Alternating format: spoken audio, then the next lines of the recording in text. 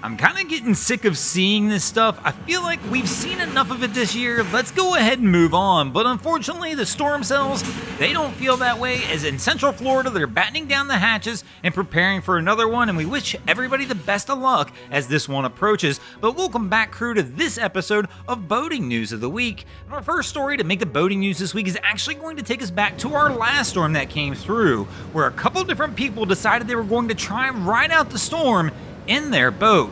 They went ahead, boarded their vessel, anchored down, and were ready to ride it out when all of a sudden the anchor they were using broke free and their sailboat wound up colliding into the bridge seen in the images here. This particular vessel actually has two people on board. They have no choice and last second decide to actually bail out of the boat, diving into the water to try and make a break for it and attempt to swim for shore. And here we can see that was probably the best plan, because their boat is about to break free and who knows where that boat's going to wind up in the end. And here we can see the two actually get very fortunate, winding up swimming over toward a dock, and a good Samaritan jumps down the dock and winds up helping them back to shore. Our next story to make the boating news this week is going to take us over to Turkey, where this was the wild scene this week as well, when two vessels, the Aid 1 and the Bunan Ace, were traversing the Bosphorus Strait near the southern Sea of Marmara in Turkey this past week, when all of a sudden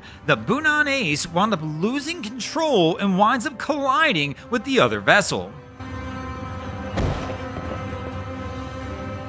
The Turkish Directorate General of Coastal Safety wound up confirming that the two ships did in fact collide. A statement released by their office highlighted the crucial role of their response team, claiming that a maneuver done by the pilot captain who was on board the Bunan Ace at the time, as well as with the assistance of one of their tug vessels, Kamatra 5, were instrumental in preventing the Bunan from actually going ashore, as the vessel had lost control and steering and was in the potential danger of going hard aground in the shallow waters nearby. Immediately following the incident, both vessels were escorted back to port and assessed for damage. Only superficial damage was found on both boats and no injuries were reported, fortunately, during the incident. Pretty fortunate situation for both crews here, as this one could have gone a lot worse. Our next story to make the boating news this week is going to take us over to the coast of Mexico, where this was the scene just a few weeks back, when an all-seas pipelay barge called the Togmore was being towed back into shore to try and evade an approaching storm, when all of a sudden the tow line that was attached to the tug vessel wound up snapping. Conditions wound up grabbing the barge and pushing it ashore, as we see in the images here. At the time of the incident, it is reported that the vessel had approximately 135 crew on board. As the incident was unfolding, there were 3 tug vessels in the area which went in and tried to pull the vessel off the beach and prevent it from grounding, but unfortunately were unsuccessful, and it did wind up grounded, as we see, in Villa Allendale. Local emergency crews were quickly called in to try and evacuate the crew members off the tug vessel. They wound up using helicopters and pulling crew members from the vessel onto the dry land, but it took approximately 24 hours to complete the evacuation due to there being 135 people on board at the time of the incident. Fortunately, in this situation, there were no injuries reported during the incident.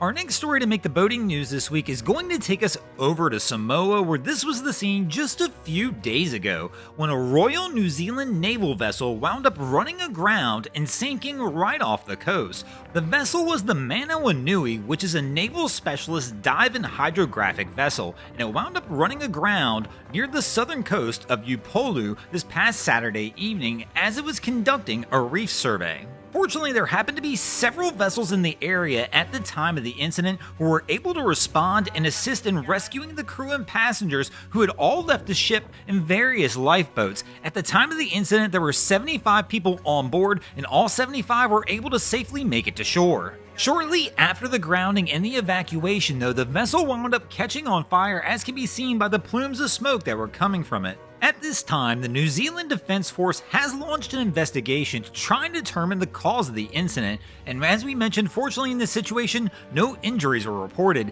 Thanks for watching, crew. I hope you enjoyed this week's episode of Boating News of the Week. If you ever see anything crazy happening out on your waterways, be sure to hit us up on Facebook or Instagram and let us know, and you might see your stories over here. Just like Picasso West, Alex Poot, Dennis Unatis, and Adam Coolidge did this week. And if you guys haven't already, go ahead and drop an anchor on the subscribe button here.